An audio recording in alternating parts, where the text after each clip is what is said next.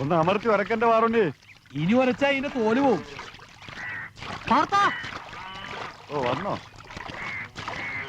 നീ എന്താ ഇപ്പൊ വരും പറഞ്ഞു പോയിട്ട് മെമ്പർന്നവർക്ക് അടയിരിക്കായിരുന്നു. ഞാൻ നീ വന്നിട്ട് പോകാൻ നിൽക്കായിരുന്നു. രണ്ടുപേരെ ഒന്ന് പോണം. അല്ല വാർത്ത പിന്നെ എന്താ അല്ല നീ ഇപ്പോ എന്താ അടകടം തിരിഞ്ഞെടുക്കുന്നത്? ഉള്ള കാര്യം പറ. എന്താ പ്രശ്നം? നീ ചുമ്മാ പോയി ബഹളമൊന്നും ഉണ്ടാക്കരുത്. നിങ്ങളുടെ അച്ഛൻ വന്നിട്ടുണ്ട്. ഓ സമാധാനമായി. ചത്തട്ടില്ലല്ലോ, ഭാഗ്യം. എന്താണാവോ വരവിന്റെ ഉദ്ദേശം? ലോറി കൊണ്ടുവന്നുണ്ടോ അതോ പറ്റി വലിച്ചോ? ലോറിയൊക്കെ ഉണ്ട്. അയാളൊരു പെണ്ണ് കിട്ടി, അവരെയും കൊണ്ടാ വന്നേക്കുന്നത്.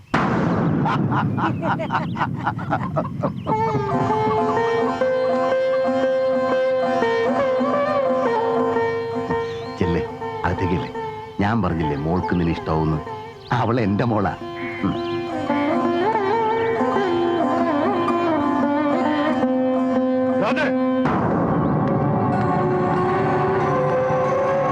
പാർത്ത, അത് ഇത് ഗോമതി, നിന്റെ ചെറിയമ്മയാ. മോളെ ചെറിയമ്മ വിളിച്ച് വേഗത്തൂടെ.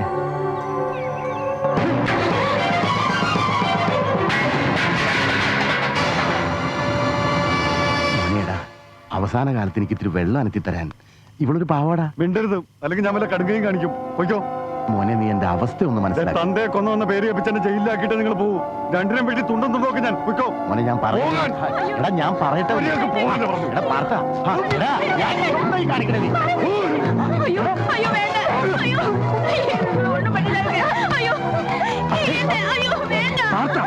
എന്താ ഇത്? ഇവിടെ താമസിപ്പിക്കാൻ ഇഷ്ടമല്ല. ഈ വേണ്ട ആൾക്കാർ നോക്കിക്കിടെ കണ്ടില്ലേ? വെറുതെ ഒരു സീൻ ഉണ്ടാക്കണോ? എത്രയല്ല അച്ഛനല്ലേ? അച്ഛൻ എനിക്ക് അച്ഛനില്ല.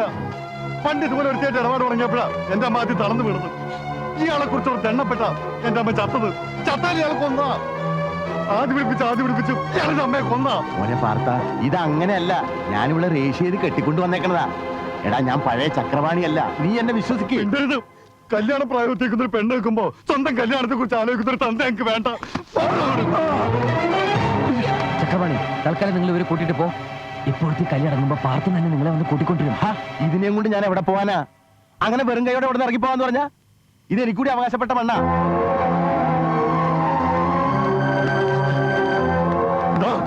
ഇവിടെ നിങ്ങൾക്ക് അവകാശപ്പെട്ടതല്ലേ? പടച്ചുണ്ടാക്കിയല്ലാതെ ഇവിടെ പറ്റി നിങ്ങൾ ആലോചിച്ചിട്ടുണ്ടോ? ഒരു നേരത്തെ അന്നം നിങ്ങൾ എനിക്ക് വാങ്ങി തന്നിട്ടുണ്ടോ? കള്ളം കുടിച്ച് കണ്ട തേവിച്ചുകൊണ്ട് അഴിഞ്ഞാടി നടന്നിട്ട് ഇപ്പൊ അവകാശം പറഞ്ഞുകൊണ്ട് വന്നിരിക്കുന്നു. അകത്തേക്ക് കിടന്നോ? ചലന്ന് പറയാൻ ചെലവ് തരാം. പക്ഷേ ഈ അലവലാതി ഇതിനകത്ത് കാരണം ഞാൻ സമ്മതിക്കില്ല. ഇറങ്ങി പോരോ.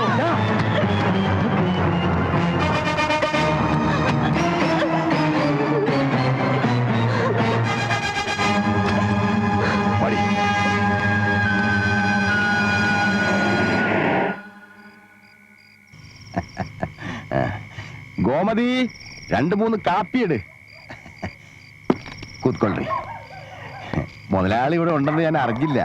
അറിഞ്ഞിരുന്നെങ്കിൽ ഞാൻ നേരെ അങ്ങോട്ടേ വരുള്ളായിരുന്നു. തന്നെയും ഭാര്യയും പാർത്താൻ ഇറക്കി വിട്ട വിവരം നിമ്മ എസ്രേനു പുട്ടണ്ണ. ഈ പുട്ടണ്ണ വന്ന് തിമ്മയ്യനോട് പറഞ്ഞപ്പോ തിമ്മയ്യൻ ഞെട്ടിപ്പോയി. പിന്നെ ഒന്നും ആലോചിച്ചില്ല, ഉടനെ ആളെ വിട്ട് കളപ്പുര റെഡിയാക്കാൻ പറഞ്ഞു. ഒരു വഴി അടയുമ്പോ ദൈവം വേറൊരു വഴി കാണിച്ചു തരും. ദൈവത്തിന്റെ കാര്യം അവിടെ നിൽക്കട്ടെ. ഇന്ന് തിമ്മയ്യ ഇല്ലായിരുന്നെങ്കിൽ ദൈവം നിനക്ക് പെരുവഴി കാണിച്ചു തന്നെ. അതൊക്കെ പോട്ടെ, മുകുന്ദൻ സാറ് മധ്യസ്ഥം പറയാൻ വന്നിട്ട് എന്തായി? മുതലാളി, മുകുന്ദൻ സാറ് വന്നില്ലായിരുന്നെങ്കിൽ എന്റെ മോൻ എന്നെ കൈവച്ചേനെ. ഇത് കർണാടക നാടകം. നിന്റെ ചെക്കൻ പോസ്റ്റുംകാല് പോലെ വളർന്നേ ഉള്ളൂ. അവൻ അങ്ങട് ചാടറ കുഞ്ഞിരാമ, ഇങ്ങട് ചാടറ കുഞ്ഞിരാമ, വെള്ളം കോരുന്ന് കാണിക്കട കുഞ്ഞിരാമ, കാവടി ആടുന്ന് കാണിക്കട കുഞ്ഞിരാമ. ഇതൊക്കെ അവനെ കൊണ്ട് ചെയ്യിക്കുന്ന ആരാ?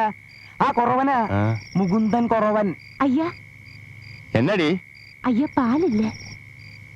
പാലില്ല, കട്ടൻ കാപ്പി എടുക്കട്ടെ. ഗോമതി ആദ്യമായിട്ട് തരണതല്ലേ, വാങ്ങി കുടിക്കല്ലേ. ಏನು ಬೇಡ ഗോമതി. ഊരും മണി ഇഷ്ടായിട്ടാ? இந்த ஊரும் வீடு உனக்கு பிடிச்சாச்சான்னு முதலாளி கேக்குறேன். ரொம்ப பிடிச்சாச்சு. അതെ, എവിടുന്ന് പൊക്കി ഈ സാധനത്തിന്? അത് ഞാൻ മേട്ടുപാളയത്തിൽ ഊടുകൊണ്ട് പോയപ്പോ ഒരു ചായക്കടയിൽ വെച്ച് പരിചയപ്പെട്ടതാ. പാവാ. അല്ല, അത് കണ്ടപ്പോ എനിക്ക് മനസ്സിലായി. ഇനി മേട്ടുപാളയത്ത് മുമ്പ് എനിക്ക് ನಾವು ಬರ್ತೀನಿ. ನಿಮಗೂ ಏನು ಬೇಕಂದ್ರೆ ನಮ್ಮನೆ ಹತ್ರ ಕೇಳು. എന്താ ചരക്ക്? മുകുന്ദണ്ണ, രാധേച്ചി അവിടെ ഭയങ്കര കരച്ചില്ല. കരയേ? എന്തിന്? പാർത്തണ്ണൻ രാധേച്ചിയോട് ഇനി പഠിക്കാൻ പോണ്ടെന്ന് പറഞ്ഞു. മുകുന്ദേട്ടൻ പറഞ്ഞ പാർത്തണ്ണൻ കേൾക്കും. ഒന്ന് പറയൂ. വെള്ളം ഇറങ്ങാതെ ചത്ത തള്ളയുടെ ശവം അനാഥപ്രേതങ്ങളുടെ ആശുപത്രി മോർച്ചറി കിടന്നു 2 ദിവസം. ആരും ഉണ്ടായിരുന്നില്ല തിരിഞ്ഞു നോക്കാൻ. ഇവക്കന്ന് 5 വയസ്സാ. വിശന്നും കരഞ്ഞ് തളർന്ന് ഇവളെയും തോളിലിട്ട് അറവുമാടുകളെ വാങ്ങാൻ ഇങ്ങോട്ട് വരുന്ന തമിഴൻ ലോറി ഡ്രൈവറുടെ കാല് പിടിച്ചിട്ടാ ശവം നാട്ടിലെത്തിച്ചത്. ആരോ പറഞ്ഞറിഞ്ഞ് തന്തേന്ന് പറയുന്ന മനുഷ്യൻ വന്നു. 2 മാസം കഴിഞ്ഞ്. അന്ന് തൊട്ട് ഇന്ന് വരെ ഇവളുടെ ഒരു കാര്യത്തിനും ഞാൻ മുടക്കം വരുത്തിയിട്ടില്ല. കഴിഞ്ഞ കാര്യങ്ങളും വാശിയും പിണക്കൊക്കെ നമുക്ക് മറക്കാം. ഇപ്പോ രാധയ്ക്ക് പഠിക്കാൻ ആഗ്രഹമുള്ള സ്ഥിതിക്ക് ഉള്ളതെല്ലാം വിറ്റുപെറുക്കിയിട്ടാണെങ്കിലും പഠിപ്പിക്കണമെന്ന് തന്നെയാണ് ആശ.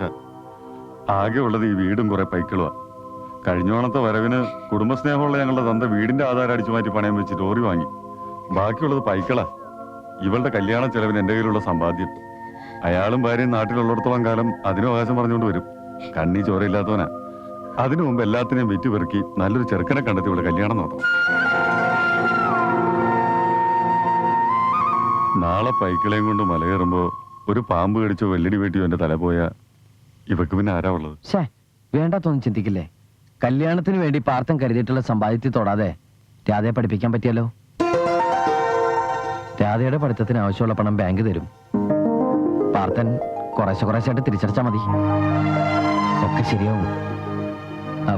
പിന്നെ കല്യാണം അത് എടുപിടിന്ന് ഇങ്ങനെ അതിനതിന്റെയൊക്കെ സമയമുണ്ടല്ലോ അല്ലേ? ഉണ്ട്.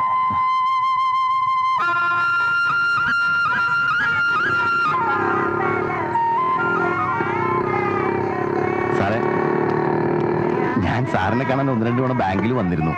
എന്താ വിശേഷിച്ച്? എനിക്ക് സാറിനോട് നന്ദി പറയണമെന്ന് തോന്നി. എന്റെ മോൻ എന്നെ വീട്ടിൽ നിന്ന് അടിച്ചിറക്കിയപ്പോ ഒന്ന് തടയാൻ ശ്രമിക്കുകയെങ്കിലും ചെയ്തത് സാറാ. നിങ്ങൾ മര്യാദയ്ക്ക് വന്നിരുന്നെങ്കിൽ ആരെങ്കിലും ഇറക്കി വിടുമായിരുന്നോ? വിവാഹപ്രായം എത്തിയൊരു പെൺകുട്ടിയുള്ള നിങ്ങള് കുറച്ചും കൂടി ഉത്തരവാദിത്തം കാണിക്കണ്ടേ? എനിക്ക് ആ വിചാരമില്ലെന്ന് സാറിന് തോന്നുന്നുണ്ടോ? അവരുടെ അമ്മ മരിക്കുന്നതിന് മുമ്പോ മരിച്ചതിന് ശേഷമോ ഇങ്ങനൊരു തോന്നലുണ്ടായിരുന്നെങ്കിൽ ഇതൊന്നും ഉണ്ടാവില്ലായിരുന്നല്ലോ. അവന്റെ അമ്മ മരിച്ചപ്പോ ഞാൻ വന്നില്ല, അത് സത്യ. അന്നെന്റെ സാഹചര്യം അതായിരുന്നു. ഹൈദരാബാദിലേക്ക് ലോഡ് കൊണ്ടുപോയ ലോറി കൊക്കയിലേക്ക് മറിഞ്ഞ് കൂടെ ഉണ്ടായിരുന്ന ഡ്രൈവറും ക്ലീനറും മരിച്ചു. ആയുസിന്റെ ബലം കൊണ്ട് ഞാൻ രക്ഷപ്പെട്ടു. പക്ഷേ 2 മാസം ഞാൻ ആശുപത്രി കിടക്കേണ്ടി വന്നു.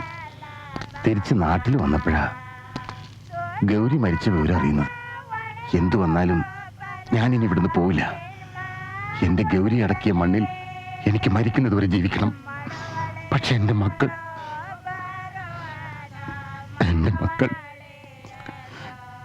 എനിക്കിനി ആരുമില്ല.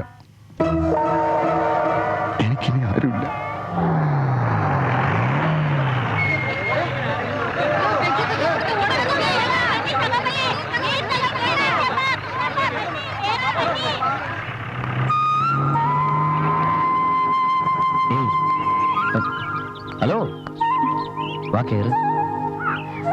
ആ കടയിൽ മുഴുവൻ ആൾക്കാരാ. അവരൊന്നും ഇതിൽ കയറ്റാൻ പറ്റില്ല. നീ കേറ്. അതൊന്നും പറ്റില്ല. ആ, മര്യാദക്ക് കേറണ്ടോ? ഇല്ലേ, നാട്ടുകാരെ വിളിച്ചുകൂട്ടി ഞാൻ അവരുടെ മുമ്പിൽ വെച്ച് കെട്ടിപ്പിടിക്കും. പിന്നെ ഞാൻ എന്താ ചെയ്യണമെന്ന് എനിക്ക് പറയാൻ പറ്റില്ല കേട്ടോ. ഓ പിന്നെ കേറില്ലേ? ഉറപ്പാണോ? ആഹാ, ഷോക്കടിച്ചോ? വാ കേറ്. ഈ കൈ എന്തിനാ അവിടെ വെക്കണേ? ഇവിടെ വെച്ചൂടെ? എന്താ തേഞ്ഞു പോവോ? ഇല്ല, കുഴപ്പമൊന്നും ഉണ്ടാക്കൂല. ഞാൻ പരീക്ഷിച്ചതല്ലേ.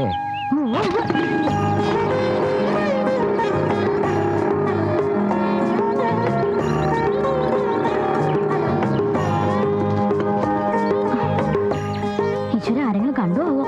അയ്യോ, ആരും കണ്ടിട്ടില്ല. കാണണമെങ്കിൽ വേഗം കേറ്. നമുക്ക് മാർക്കറ്റ് വഴി ഒന്ന് കറങ്ങാം.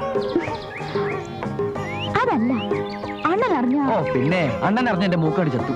അതെ, സുന്ദരനും സുമുഖനും ഉദ്യോഗസ്ഥനുമായ മുകുന്ദനുമായി തന്റെ ഒരേ ഒരു പെങ്ങള് പ്രേമത്തിലാണെന്ന് അറിയുമ്പോ ആ വിദ്യാഭ്യാസത്തിലെത്ത പാർത്തൻ സന്തോഷം കൊണ്ട് തുള്ളിച്ചാടും. തുള്ളിച്ചാടും. എന്തേ? നല്ല അടിതന്ന 2 തുള്ളിച്ച് ഓടിക്കുമെന്ന് എന്റെ പേടി. എന്നെ വലിയ നിലയിലേക്ക് കെട്ടിച്ചയക്കണമെന്ന് അണ്ണന്റെ ആഗ്രഹം. തെങ്ങിന്റെ മുകളിലേക്കാണോ? ഞാനില്ലായിരുന്നെങ്കിൽ കാണായിരുന്നു.